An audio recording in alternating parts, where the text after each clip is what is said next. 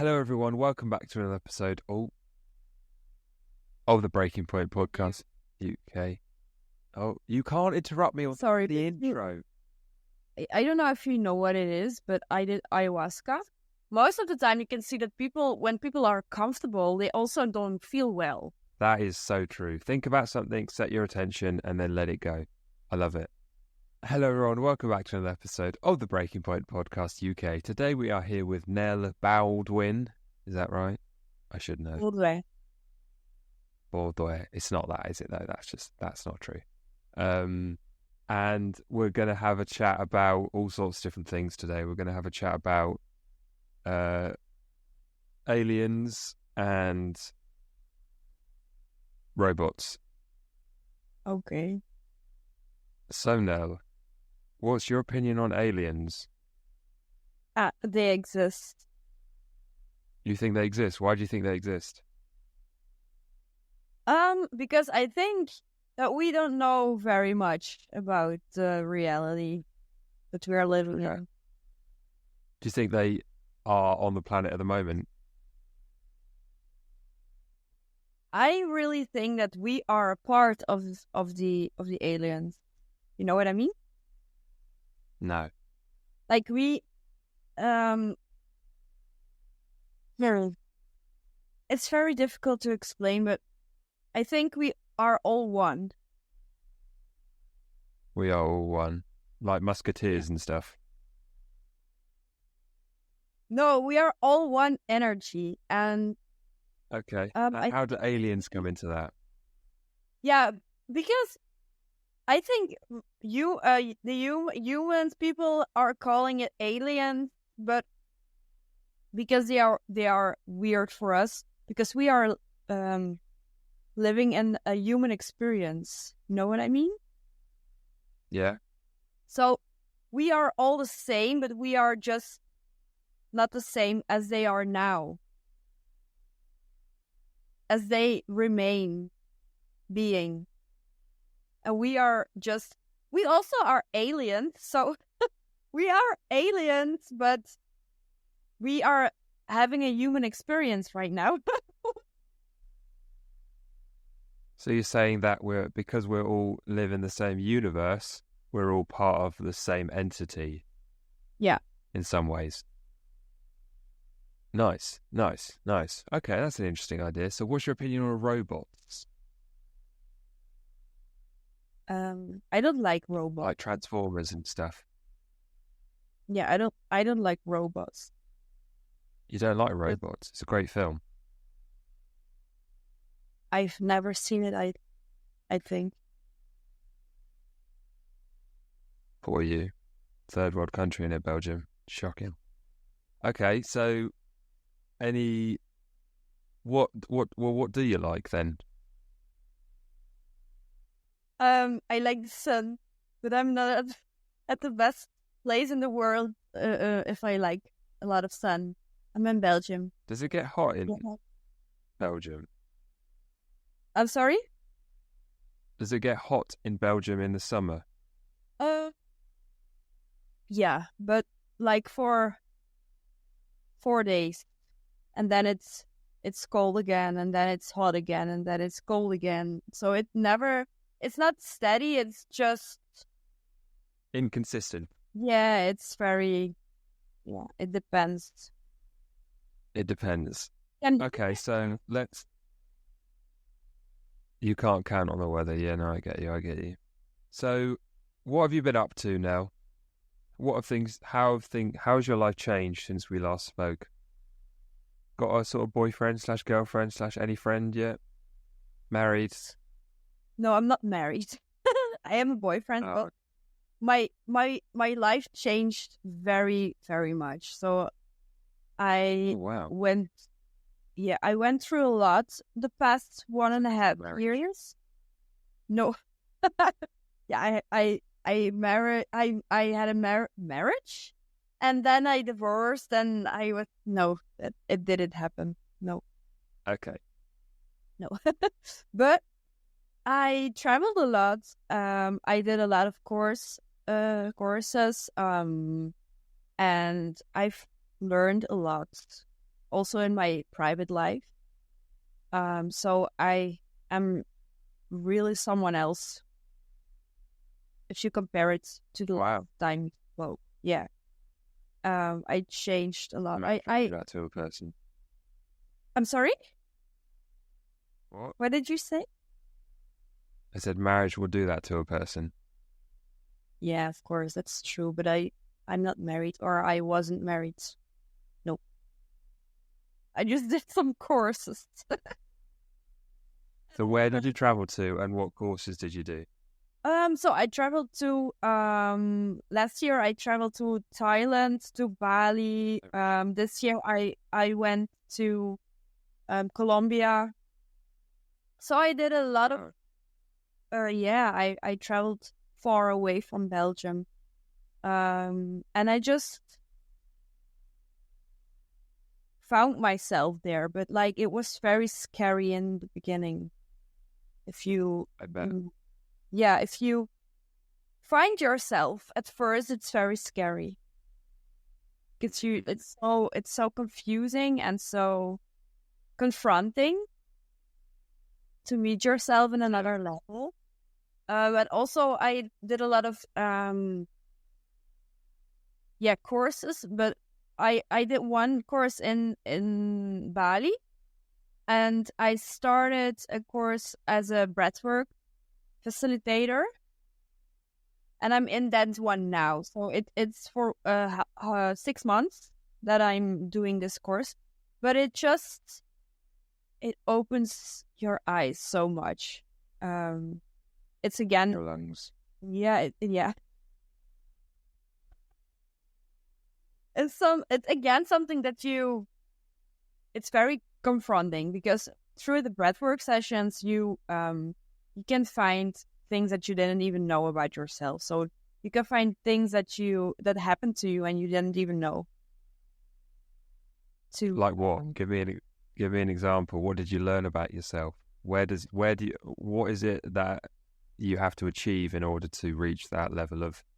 Well, I spoke a lot to my inner child. The last time we had a conversation about the inner child, but I really worked a lot with my inner child past few months. And yeah, it's very confronting and very heavy sometimes. So you don't control what's happening in the breathwork sessions. But for me, it was like I was talking to her and holding her and comforting her. And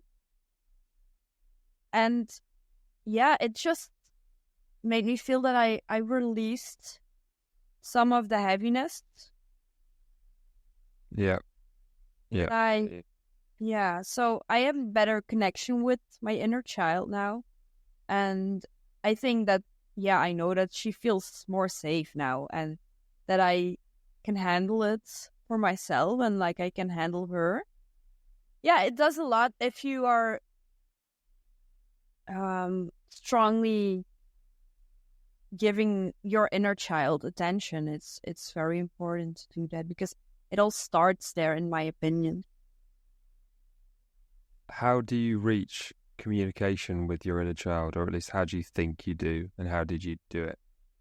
You can do it through a guided meditation, or you can just, for example, you can also record your own voice and just do a guided meditation for yourself, and then you can just do a meditation and put on the I don't know, the record, how do you say recording? it? The recording. And just sit with yourself, listen to your own voice, and you will just start to imagine this journey, and it will just take you there, and then you will see things, you will feel things, and you will eventually start crying. So to release all of the energy that is stuck. So you can do a lot of things. You also can just do a breathwork session, and then stuff that you have to see or that you have to go through will come up. You don't have to force anything. It will just come up.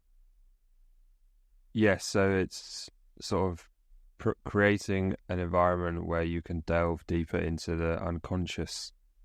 And yeah. And that's also what I'm doing now. Nice. How are you doing that? With my clients, I mean. Oh, your clients. Yeah. Yeah. Tell me about them. Tell me about their personal details. What? I'm sorry? No. What are you saying? What are you saying? No, yeah. What are you talking to with your clients about? No, I'm just creating a 6-month course also for my clients, and I just put everything that I learned the past 5 years, I guess, since 2019. I'm in this journey, but the last 1.5 years is very heavy. But I just put everything that I learned and everything that I know, everything that happened to me, I'm putting it into this course, and I'm offering it with coaching. Okay. And also there are also like breathwork sessions into the course, like guided meditation is also into the course. So everything that I've learned is in the course. Okay, that's good. And when you say the last 1.5 years have been sort of pivotal and life changing, is that because of the traveling, or have there been other things that have gone on? It's because of a lot of stuff. It's indeed because of the traveling. It's because of the courses I did. And because of my private life also, a lot changed. Marriage and divorce is always a hard thing. I'm just going to keep bringing that up throughout the podcast, just because it's kind of like it's going to be an anchor now. Yeah, okay, that's fine. Okay. Yeah. Why are you always laughing with my speaking, with my talking? I don't know. It's just how I thought. It makes you laugh, so I keep doing it. Okay. So, how's your mental health been then this last year or so? My mental health is, if you compare it to the past 5 years, it's very good right now. Oh, that's good. But I had a downfall since I don't know, like the year 2023 was very hard for me, and since 2024 started, it began to go upwards. So the year 2023 was very, very difficult for me. I can say that my mental health was not that great, but it was still better than my past life, you know. Yeah. My past years that years. Yeah. So I don't complain. It was very hard, but I keep growing, and I just you can only learn things if it's no, that's not true. You can also learn things if it's not hard, but the greatest transformation comes from the most confronting things, I believe. I like that. That will be the title, I think. The greatest transformation comes from the most confronting things. Yeah. So why do you think? What's different about this year then? What have you changed? Internally and externally. One thing that I changed was just I was always fighting against myself, but I was thinking back then that I did it for myself, but I was actually fighting against myself. I was constantly searching for solutions and things that I could do better. And how can I do this better? How can I think better about this? I don't know. It was a lot. And the most the best thing that changed for me is that I have been able to let go of this. Just be. Go of what? The fighting and the control. Okay. The searching to become better. I just accepted that I'm, and it's very difficult to understand it if you didn't go through it, because before I made this decision of letting go, I was also constantly thinking I should let go, but I didn't really let go because I was controlling that I had to let go, Yes. Yeah. I was just speaking to someone. Yeah. Carry on. No, I can't remember what I wanted to say. You tell what you have to say. Okay. Yeah, I was just speaking to someone and they were talking, who's a health coach, and he was talking about how he gets clients who often do this like yo-yo dieting or yo-yo food consumption, where one part of them, the incredibly judgmental and rigid part of their brain, takes control, and then they flip-flop to the part of their brain that is a bit more chaotic and carefree and is like, who cares, do what you want, apathetic. And it's about balancing those two aspects, and as what you were just sort of speaking to implied, for me it sounded like you were sort of implying how you had this like judgmental voice in your head that was saying you need to do this, you need to do that, and it was a grappling between that and maybe another aspect of your psyche, and that's what causes a lot of mental angst. But you've been able to sort of let that go and move on and understand that actually the fighting was possibly the main part of the problem.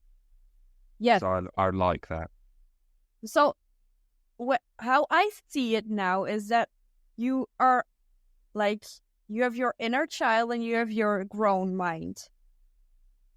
And we are constantly battling between those two. So I believe that you are always, if you have two sides of the story, so like you were saying, like they want one side just is chaotic and is just like all over the place. I believe that is the child mind, or the inner child that is just has no clue what to do. And then you have the adult mind that is angry at the child, the inner child. So if the adult mind can have empathy for the inner child mind, then the inner child mind becomes also more quiet. Very true, very good. And that is, you're not making any sound. No, but I wasn't saying anything. Oh, okay. I thought your mouth moved, but no words came out. Okay. That's fine then. So where were we? Yeah. Oh yeah. So that's the point you've reached, and you've reached that through. How do you think you've come to that conclusion? How have you managed to step back and observe that battle playing itself out, and then is it through the breath work? Would you put that down to the primary reason? Yes, but also because of the courses that I did, I just picked a lot of small things from every course, And I also did a guided meditation. The guided meditation also has helped me a lot. Good. Yeah, it made a lot of things clear. It's just one gigantic thing of information that I had from different places that I put together, and I was, this is what I made out of it. So yeah, no, I love that. That's what we should all do in life. We have to explore different things and then handpick the ones that are relevant to us, and to build our own sort of collage of life. I suppose that's all we can do, because we can be so different. How has this newfound knowledge influenced your coaching with your clients? Yeah, to me, everything that my clients are telling me right now is just also clearer for me. I can understand better what the problem is, and I can see everything now from within a deeper level. I can see now that everything comes from not always the inner child, because sometimes we go through things that impact us. Yeah, but we're in our childhood time or adulthood.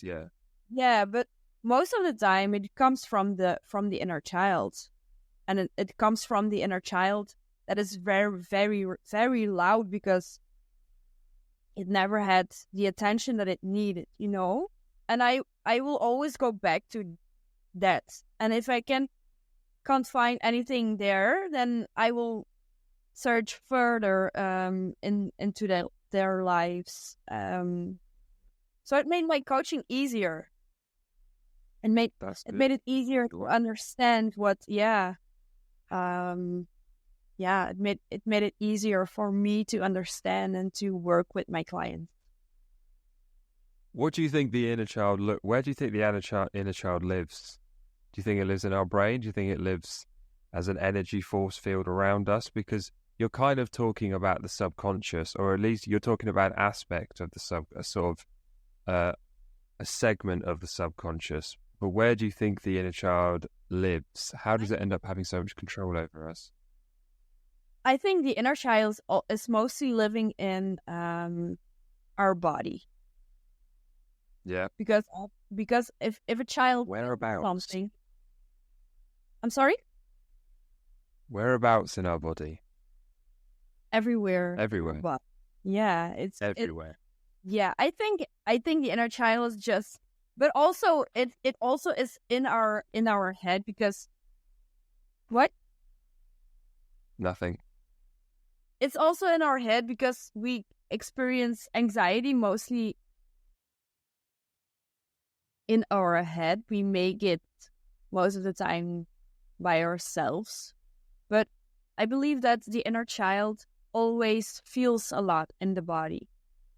Because if a child wants something, it's so obvious through how they act. They either are screaming, crying, I don't know, you can see it just in their body that they are angry, and the way how they react, and they are loud, and they are like all over the place, but it's with their body. So I believe that the inner child is energetic indeed in the body most of the time. Yeah, I rate that, because especially incredibly young children, they don't have the ability to speak, but they have the ability to move and to feel from day one. So that is ultimately the main form of communication, as we already know, and it's also the main form of expression. It's the true form of expression. So if anyone says, how can you tell what people truly think, then you watch their actions, you don't watch their words, because as much as words can be incredibly powerful, they are fundamentally meaningless in a lot of ways. whereas actions are not.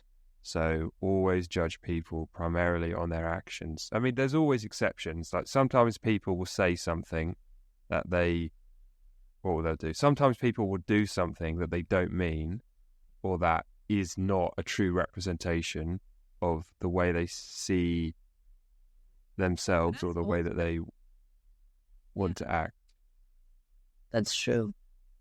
Yeah. But most of the time, actions are harder to falsify than words. Yeah. Sorry.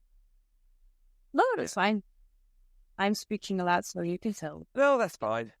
You can tell the people what you're thinking now. What's this?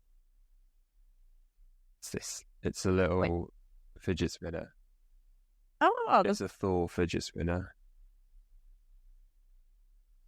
Fun. Right? Thor hammer. It's funny, right? It's not funny, no. Right not? It's just not funny. Yeah, it's nice to do. Oh, it's fun.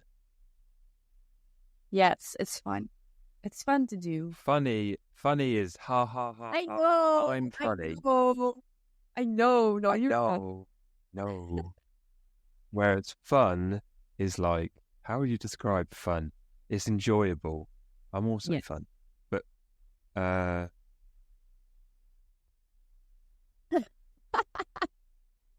right, let's look at the what do we have to look at? The questions.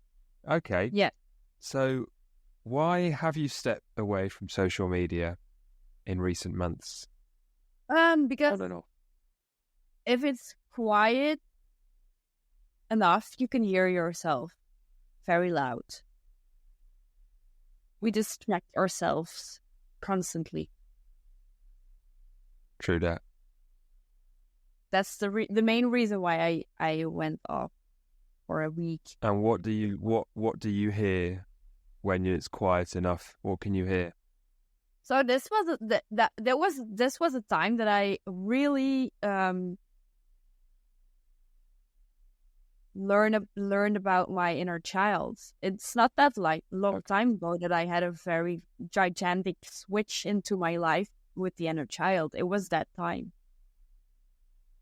So I'm very, very, very glad that I did it. And I don't know if you've seen my story on Instagram.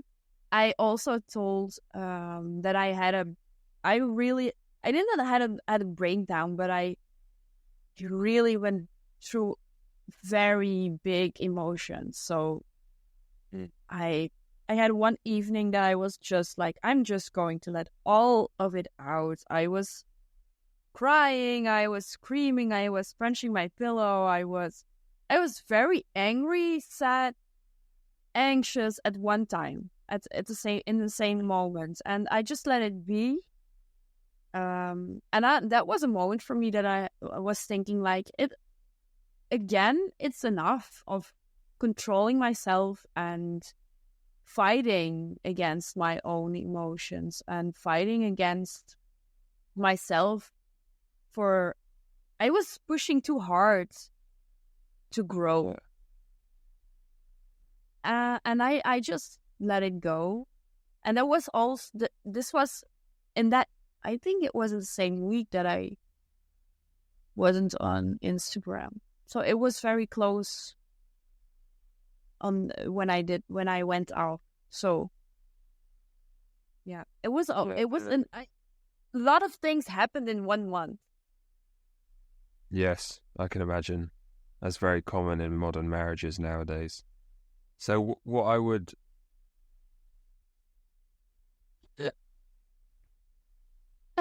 So, yeah. I mean, I am interested in... I understand what you mean when you say you were fighting against something. I do think the best way of articulating it is you were fighting against that judgmental part of you that wants to dictate and control and makes you feel bad every time you fail. And it's incredibly difficultly poised because that voice, that daemon, so to speak, I guess, a lot of the time can be incredibly helpful and is actually very necessary both socially and personally. But some people have a voice that's incredibly louder than others, and some people can't wield or, what would you say, manage the voice as well as other people, and therefore they run into issues. And I think that release that you had would have been the release of the emotions that voice was trying to squash and not letting you to feel. Yeah, but it also comes back to my my adult mind and my inner child, because the critical voice into my head is my own adult mind. It's me. It's all me. But I am criticizing my inner child. And one thing that I learned, that I also learned, was for the past 6 months, I was losing my focus into my coaching and my the course that I was creating. But it was because I listened too much to my inner child. The inner child is really a child as you know a child. It's like, I don't want to do anything and I just want to sit here, and it's like you really, it's petulant. Yeah, what is the word we have in England? Yeah, petulant. It's very, I want this, I want it now, and if I don't get it, I'm going to be unhappy. That's what, the inner child.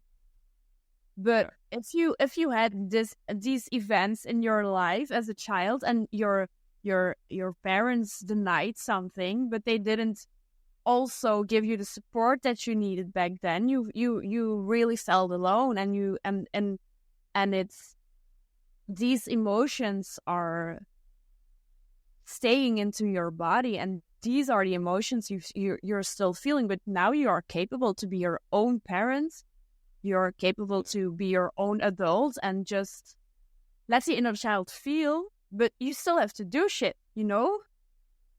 So you really indeed have to combine it, and you don't have to listen to one side of the story more. You have to listen to both of them and let yourself feel what you have to feel. So, and that's the thing that I learned now, and that it was very, very freeing to learn that. Absolutely, very, very freeing. I love what you just said. Freeing and difficult as well, though, because these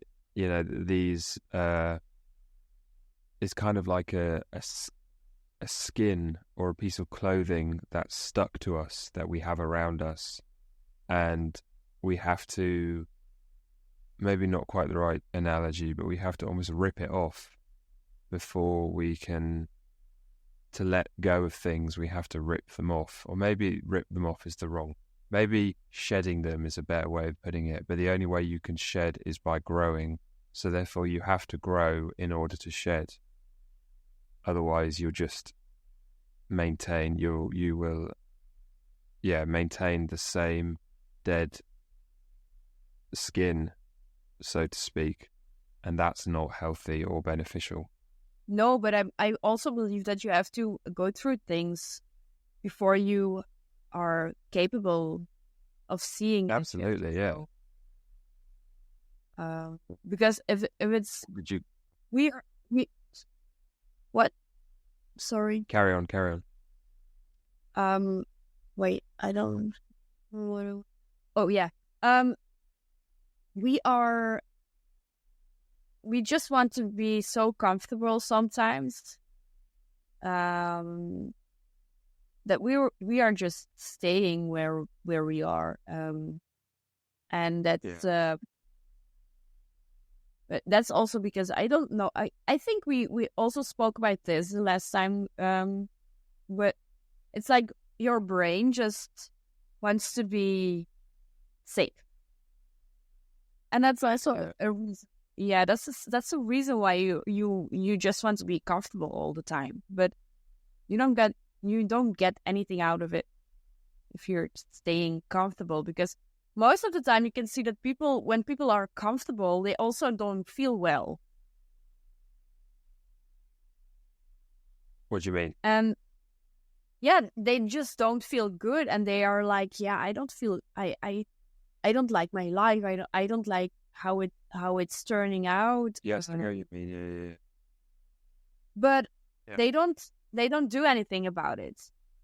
But that's for one reason that's normal, because their brain just wants to hold them, it's just keeping them safe. Yeah, because and also, no, you go. That's also one thing that when people are becoming harsh on themselves, like, yeah, I it's true that I don't change anything in my life, but and I don't feel well, but I don't know what to do, and I don't dare to change anything. And I can see that most of there are a lot of people that are hard on people like this, but it's very normal that you do these things. Like, you know that you're not in a good place, but it's also hard to go on and to search for new things. It's normal. Absolutely. And sometimes, and sometimes people are very hard on people who are doing this, but it's very normal that they just have to go this deep before they go out, and it will come. The time will come. Exactly. Yeah, we shouldn't expect people to jump into the deep end if they've never been swimming before, or lift 100 kilograms if they've never lifted a single weight in their entire life. We need to normalize the idea of breaking down progression into achievable steps, and understanding that progression, there isn't one form of progression which is some sort of miracle feat or accomplishment. A progression is also slow, consistent, and that's where some of the most, what would you say, long-lasting and beneficial progression can be made, through progressing in a gradual and controlled manner, but with a solid undertone of maybe acceptance that you can do it, or that you are capable. But yeah, it's not about these big grand occurrences all the time, like your wedding day. It was a good day, but it's not about that. It wasn't like that. It took time. Okay, let me have a look. Man, I'm finished. Just ask a question that you want to know. Just ask the question that you want to know. What were the questions? Did we get everything? Yeah, but you said something that I wanted to ask you about because I thought it was really, really interesting, but I forgot now. I need to start writing things down, but I feel like it's rude if I write things down, but I'm going to do it anyway. Wait. Wow, okay. Pardon? Why do you think it's rude? I'm not yawning because I'm tired. I'm yawning because releasing energy. It's actually a myth that we only yawn when we're tired. It's a myth. Yeah, I know. That's not correct. Okay, she knows. All right. What are you, some sort of like encyclopedia of yawning or something? I'm sorry?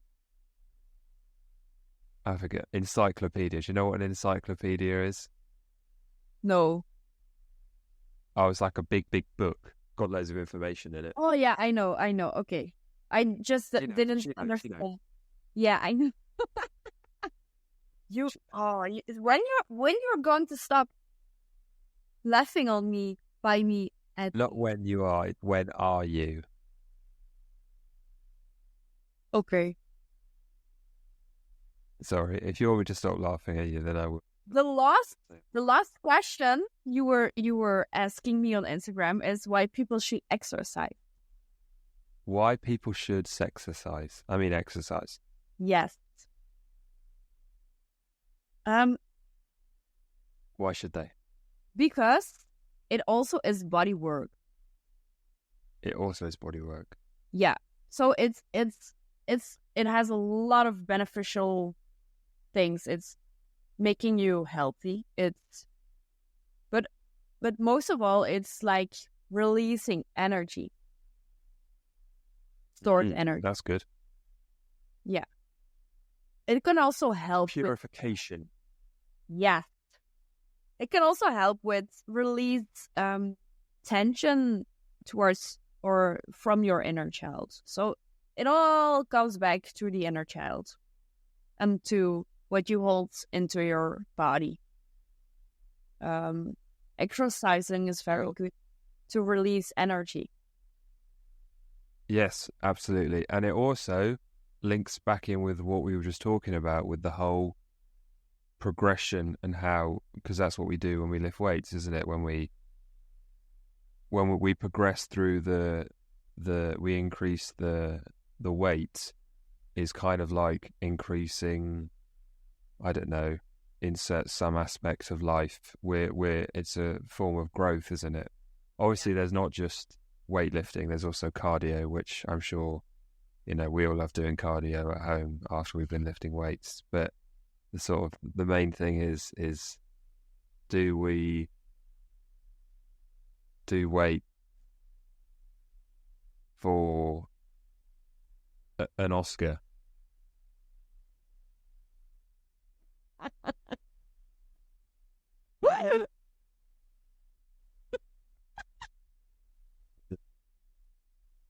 Yeah, it's very beautiful. It is very beautiful, isn't it? Yeah, it is. Is it really gold? No, it's not real gold. Fucking hell. That's a shame. That's a shame. Weird. I know that's a shame, okay? You don't have to tell me twice. Yeah. Yeah. Okay, but we were talking about the we were talking about exercise. You love exercise, don't you? You still exercise. What? You love exercise, don't you? We spoke about that a lot last time. Yeah, I love it. I need it. I just need it because that's true. You can just, yeah. It's not an addiction, but I need it. Okay, yeah. It's an obsession. No. No. No, but you can indeed take a lot of going to the gym throughout the rest of your life. Yeah. You can take a lot of going to the gym throughout the rest of your life. What does that mean? Yeah, what you do in the gym, like increasing weight and pushing through, don't give up and your mind, your body can do a lot more than your mind tells you. Yeah. And you also learn that in the gym. Yeah, there's do you know who Jocko Willink is? Or is it Willink? No, that's Joe Willink. Jocko Willink. So he's like an American ex-Navy SEAL, super duper discipline, ex-Army-esque guy, very successful, very, very popular. And he was talking about how he reached a lot of the conclusions that he'd learned from life are a result of that place that you go into in extreme exercise, and how you have to go into a certain part of your mind, and there's a lot of knowledge stored in there. And I thought that was really interesting how he claimed that what has taken psychologists and philosophers and etc. reading to learn, he learned a lot of it just through delving into his psyche, which I think makes complete sense, actually. So it is an incredibly beneficial exercise. Ironically, you can also do body work throughout, indeed, cardio or tennis, or you just need to move. You just need to move, you know. I like to move it. Me too. Classic. You don't even get the reference. What a sad... Yes, I do. I do. Look at you with your little air conditioning unit behind you. What is it? Well, who's got air conditioning in their bloody house? What's that all about? Honestly, it's for the warmth and for the cold. So it does it both. Does both. Oh, it does both ways. Do you like it both ways? Yeah. I bet you do. What else should we talk about? We've got 10, 15 minutes left. Is there anything that you want to talk about? I like to ask guests that I like if there's anything that they're curious and want to know. I don't know. Any topics that you're interested in?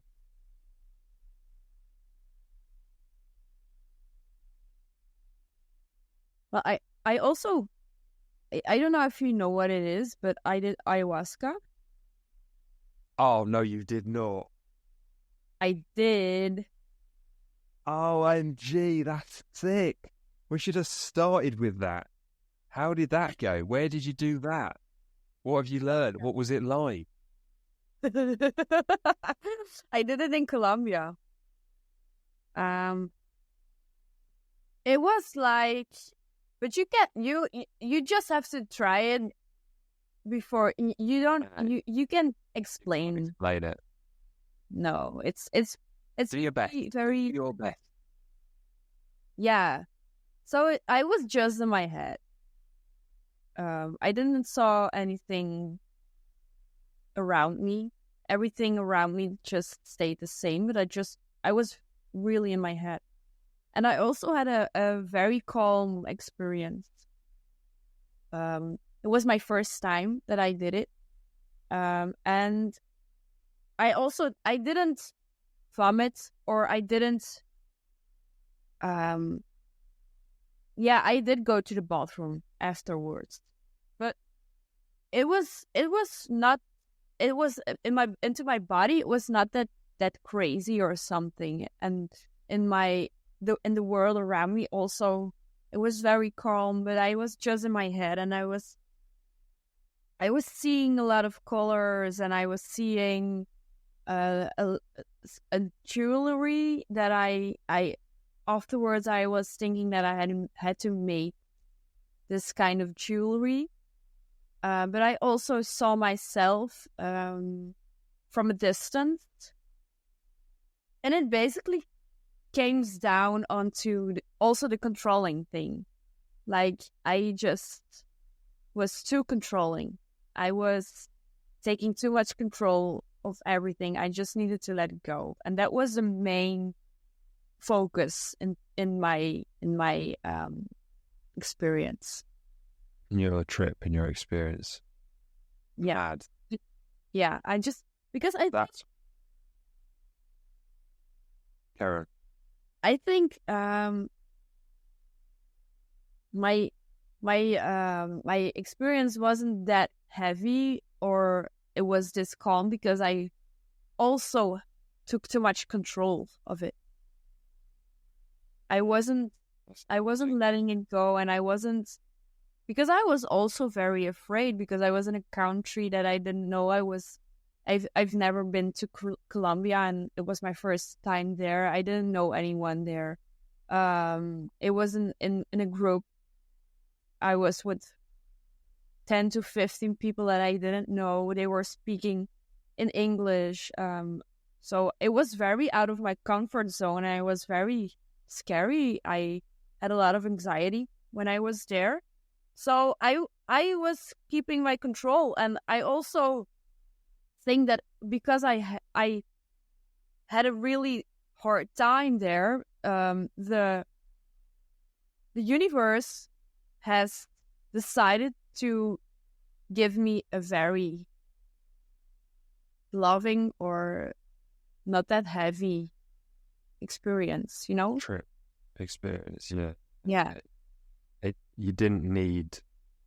You weren't one of those people that needed, you had probably already done a lot of to wake up. You've probably already done a lot of the necessary work beforehand. So you just needed some little tweaking, tiny little movements to make a big difference. Whereas other people, they need a lot of far greater intervention, whereas you didn't. Which I think I like that. It's good, and you got the benefits of the trip without having to sort of suffer the possible consequences of a really negative trip that sometimes can happen. So that's so awesome. Will you do it again?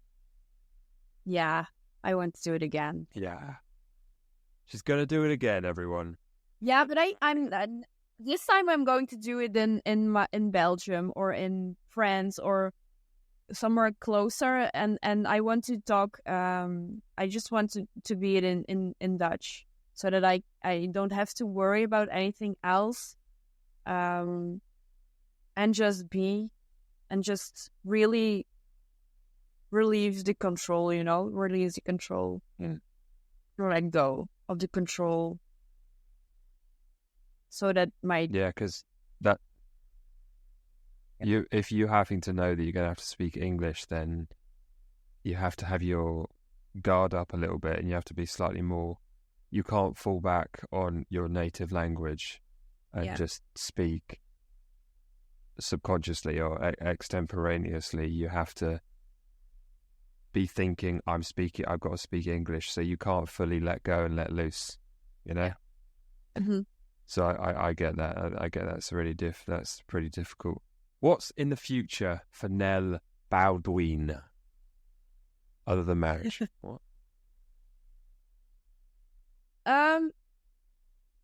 Yeah, I just want to how do you say it?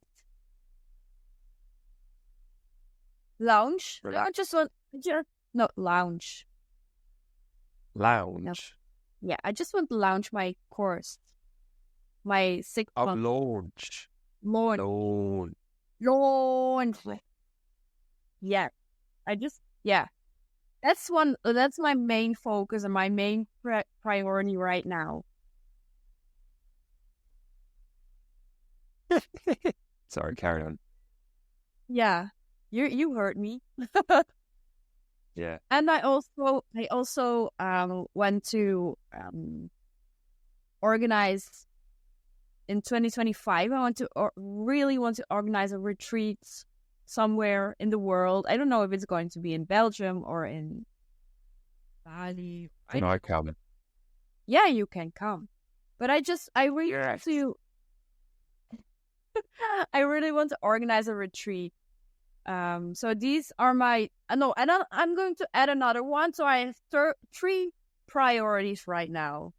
And I want to buy this house for my dad, for my father, and I want to rent it to people for also just to calm down, and it's very into nature. So these are my 3 priorities at this moment.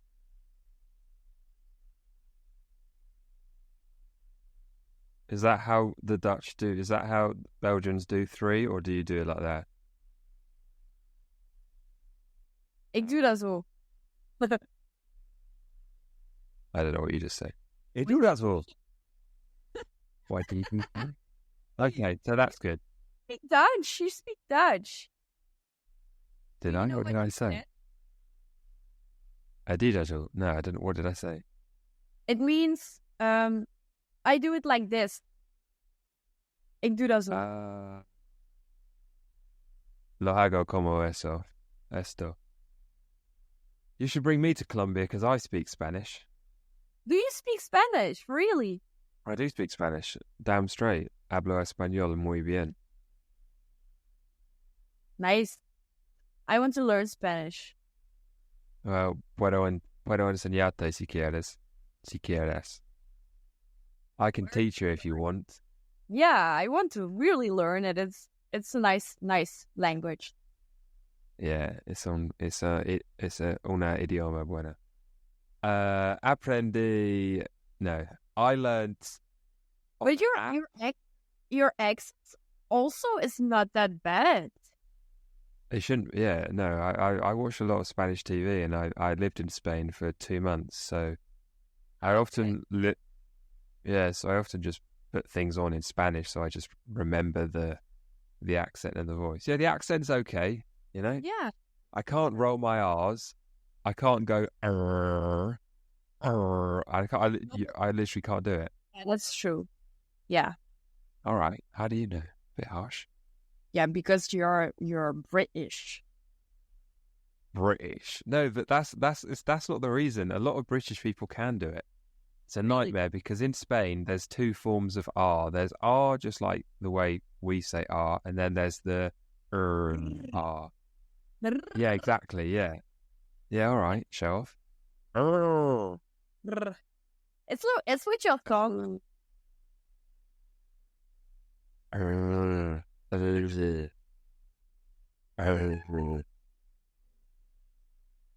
You're not a dog. Anyway, yeah. Yeah, I'll take. Not a dog. Yeah, I like dogs. I have one vein here. You see this vein? If I laugh a little bit louder, then this will pop up. Yeah, that's quite normal. You see it now? Oh yeah, that is legendary. Look at it. It's legendary. There's another one here. No, I have one. But it's too dark. I'm gonna message. It is a bit dark, isn't it? Yeah. I'm gonna message you and be like, "How's your vein?" Oh God! Right. I think let's call it a day now. At least we'll stop recording now. So I'm gonna press the. Have you got any closing remarks? Yeah. I think it sounds easier than it's done, but just let it go. Let it go. Let it go. Just let it go.